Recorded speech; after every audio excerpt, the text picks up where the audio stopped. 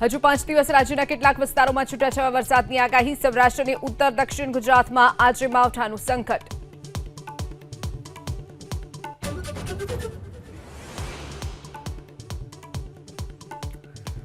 આકરા તાપ માટે ગુજરાત ફરી રહે તૈયાર। આજથી રાજ્યમાં ગરમીનો પારો 2 થી 3 ડિગ્રી વધારે થવાની શક્યતા।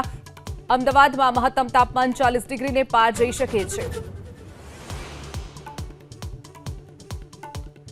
ભરૂચના બીએપીએસ મંદિરને ઉડાવી દેવાની ધમકી આપવાને લઈ આરોપી તોફિસ આદમ પટેલની ધરપકડ। પારિવારિક ઝઘડામાં ભાઈ અને બનેવી પર કાર્યવાહી થાય તે માટે કોલ કર્યાનો ખુલાસો।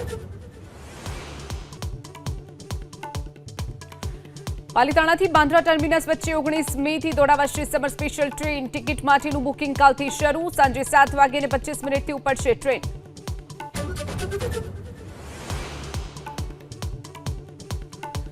કર્નલ સોફિયા પર શરમજનક નિવેદન આપનાર મંત્રી વિજય શાહની સુપ્રીમ કોર્ટની ફટકાર। કહ્યું, એક મંત્રી થઈને આ ભાષાનો ઉપયોગ શરમજનક। કાલે સુનાવણી।